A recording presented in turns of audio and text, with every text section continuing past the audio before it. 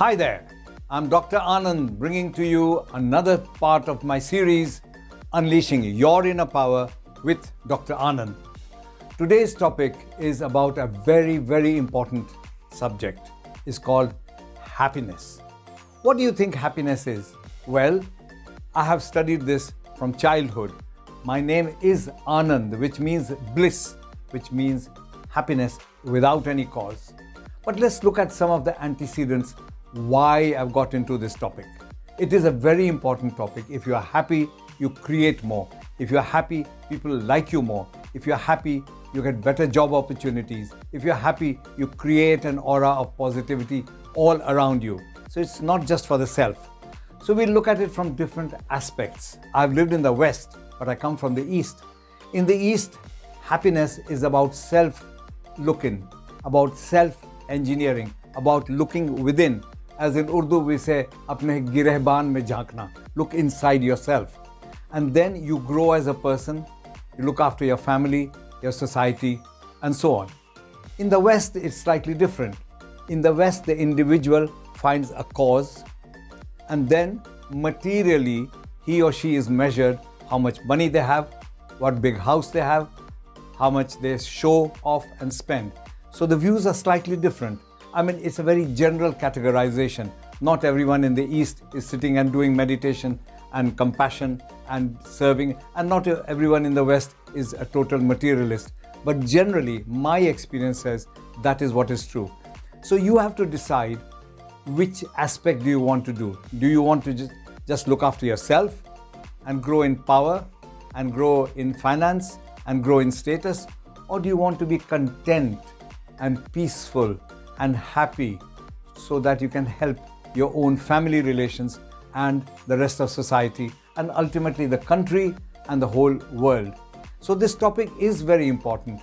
I have met several psychiatrists, psychologists, studied a lot because, as you know, my name is Anand. And I was once with a psychiatrist for a very long time, just for a chat. And he actually said to me, you know what you're suffering from? I hadn't gone to get diagnosed. I said, tell me. And he said, you're suffering from hyperthymia. I didn't even know this word. Do you know what hyperthymia means? Always being happy. And I said, so what?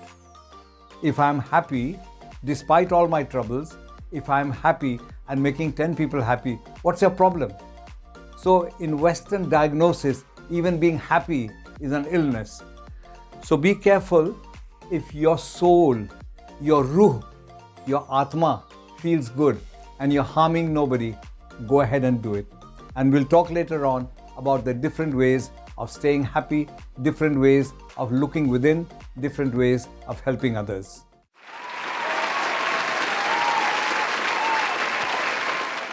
Let me tell you a little parable. There was once a man who always complained. He was never happy.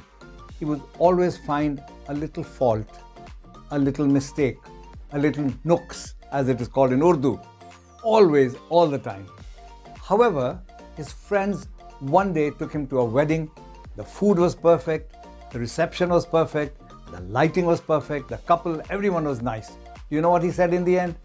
Well, that was good, but things shouldn't be that good. So the point I'm making it's how you look at happiness. You can spend your whole day, make a slight mistake and focus on it, and then the whole day is spoiled. People do say things like, it's one of those days. No, every moment you can decide. So there are people who always moan and groan. The weather is bad, taxes are bad, the world is having a war.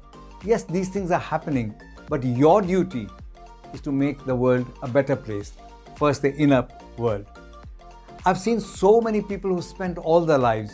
As a doctor, I've seen many people who are always anxious, always unhappy, always unconnected with people. And they are on tablet after tablet, sleeping tablet, alcohol, seeing the psychiatrist, seeing this, seeing that. But there are ways of not going into this. For instance, if you sit in a restaurant and watch overweight people, they'll be having potato chips with a lot of sweetening added. They'll be having sweet drinks with lots of sugar in it. So when you see the person, he's an accumulation. Similarly, unhappy people have accumulated like nutrition for food for the body. Happiness or unhappiness and the attitude has to do with how you see the world. So some people see the world through dark glasses. Isn't there a famous saying? Some people see the world as the glass is half full, and some people see the world as the glass is half empty. So it's your perception. There is no world except your own perception, how you perceive the world. And there are a lot of people who have lots of accidents, lots of mistakes. They even go into jail ultimately. Because if you're looking at negativity all the time, your brain will get shut down and you'll only see misery. People have even gone and committed suicide. They're so unhappy. They're so miserable. But I'm talking about extreme cases. But think of 3 of your friends. One is always smiling. He's also got troubles, but he, when he sees you, is happy to see you. Think of someone who's neutral and think of someone who's always miserable. And I have the acid test. When someone phones you and you chat with them, and then when you finish the call, you will realize whether they are energy givers or energy suckers. Energy suckers are miserable people. They are unhappy and they want to make you unhappy. And I'll tell you ways of avoiding this, because if all day I'm sitting with alcoholics, I'll become an alcoholic. If all day I sit with a gambler, I'll become a gambler. If all day I'm sitting with rich people, I'll aspire to be that. If all day you're sitting with negative people, you become negative. So be careful who you're associating with, because each one of us radiates energy. Negative energy, positive energy. I'm not saying as soon as somebody says anything negative, you walk away. But you will notice that certain people always leave you feeling a bit smaller. They're unhappy people. They're energy suckers. They're people who are there to make everyone unhappy. And as I said, if this goes on, it gets into anxiety, depression, schizophrenia, etc.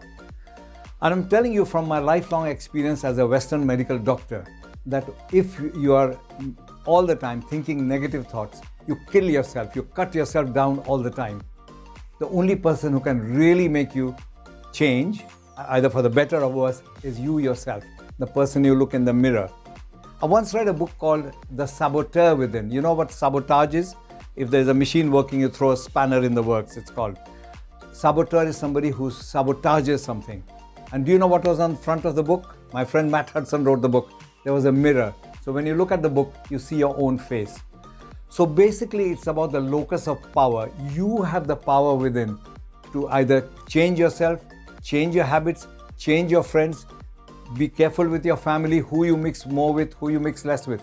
I'm not saying just dump people and cut them off your phone book, block them. No, but you don't have to spend all your time with people who make you feel small. That is the point of negativity. And the last episode, I told you why negative people thrive is because negativity is a survival instinct, the hindbrain. And it's because of that newspapers, television, any media, friends, they're all talking negative because it's very attractive to do that. I don't agree with that. There is so much positive things. Otherwise, the world would collapse tomorrow. Yes, there are wars going on. Yes, somebody may have cancer and died yesterday. Yes, I might have irritable bowel. But that isn't all life. Life is much more than just that little part. So it's what you focus on. If you focus with your eyes on misery, you will become miserable. If you look further ahead, maybe there's a way of getting better. Thank you.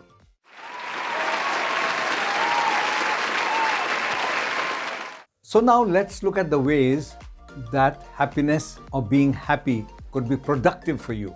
After all, we're not just happy for no reason. Well, when you're happy, you feel satisfied inside. There's a sense of gratitude. You thank God that life is good. Thank God for the bits that are good. You don't have to be unhappy talking about the bits that are not perfect. Life is never perfect. And I certainly am not a perfect person. But I can tell you, when I'm in a good frame of mind, when I'm positive people come to my life. I've time and again noticed that nice people will phone you, give you an opportunity. But if you're miserable, you will slowly cut away any goodness in your life. I hardly read the papers. I don't get any newspapers. On television, I just skim through all the headlines. There's so much news that even if you don't want to, you know exactly how many people were killed where. We have a subterfuge, a huge amount of news which you can't avoid. So don't watch the news morning, noon and night. I'll tell you about myself. When 9/11 happened, I was so hungry for it. I would do my clinic, I come back home, put on the television, watch it. Do the clinic, come back on television, watch it. So in a way, I'm contributing to 9/11 by being participant. I know something happened there and so many people died. Do I need to know exactly what happened? Do I need to taste all the flavor of the people who died falling down? It's very violent. Life is hard enough, so I don't watch any of that. If I'm watching something on YouTube and if there's violence, I just switch off. You know, I'm supposed to be a doctor. I'm quite old. I'm retired. But why should I subject my mind to it? I just cut out. If someone is using foul language, if something is overtly sexual, I avoid it. Because life is difficult enough. So I try to watch something positive. Some people who I'm inspired by, some people who are very good in music, some people who are very good in yoga, some people who have an alternative view. The other thing is when you are happy and calm and content, you'll try to watch another person's point of view. I might have a favorite party. I might come from a certain faith. I might come from a certain country. But let's look at the bits of people who don't like people like me. And then you learn something. No human being is totally mad. I used to teach medical students about diversity, English medical students. And I would say, give me 3 good qualities of Hitler. And they would find it impossible. I said, look, he spoke better German than me. He marched very well and he inspired his country. I'm not justifying Hitler, but even in Hitler, look for something. Do you know that Hitler's sister could not see a fault in him? That is called blind love. So what I'm saying to you is you have a choice. Do you want to see the world as a positive place and grow with it? Or do you want to be another miserable person? Do you know what I call people who just follow others? I call them sheeple. It's a mixture between sheep and people. No, each human being is a leader. Every human being has something at least to teach me. I promise you, you give me the worst person that you think and they have some story to tell me which will inspire me. Every single person. As a doctor, I've really been privy to learning about people, learning about humans. And I did a course on counseling at Durham University. And do you know what I found out most? About Dr. Anand. What my mistakes are, what my weaknesses are, what my blockages are, why I'm shy, why I shouldn't say this, why I suddenly get angry. And over time, you become an observer. So I now observe Dr. Anand from above, like as if I'm a drone watching me. And that's a very nice place to be. Of course, I get irritated by people and angry. We did a conference recently, someone said something and I got angry. But I don't allow it to crush me.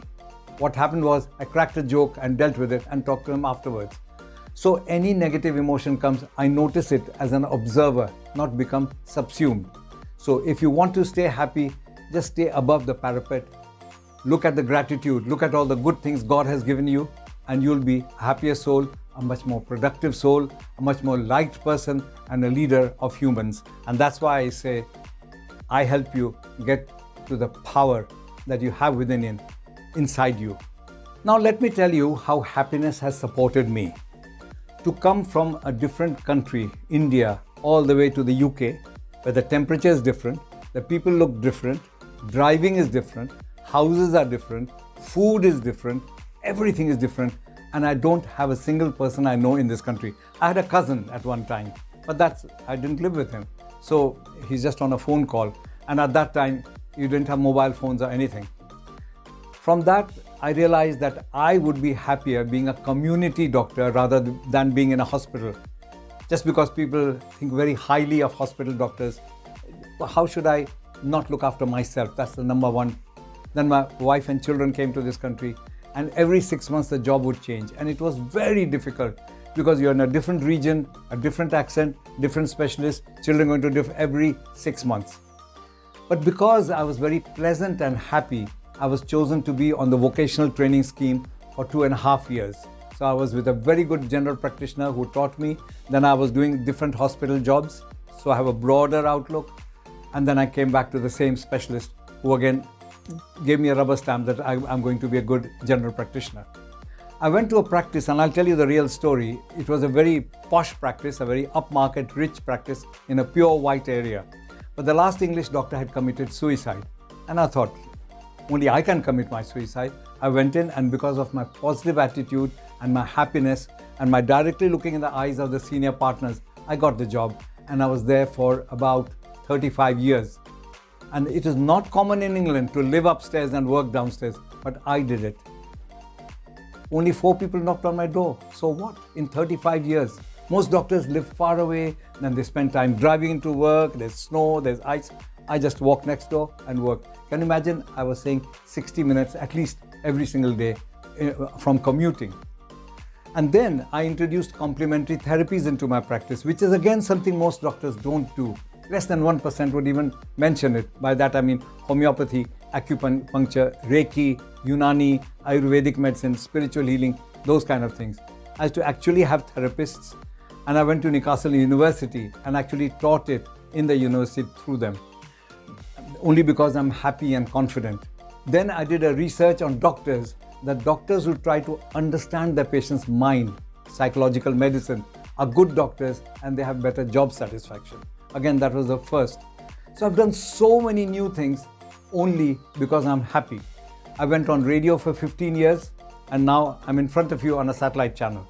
About 3 months ago, I saw someone flying a drone. I've got 3 drones at home and I learn about drones every day. So if you're learning and reaching out to people, you create an aura of happiness. And from my own example, you can see that I haven't stopped. And despite being a retired doctor for the last 12 years, I'm still a happy bunny, as they say in English.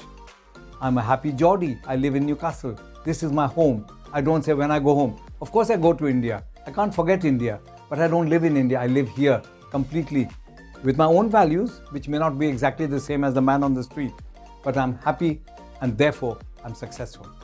That's all for today. See you next week, same time on South Asia Global.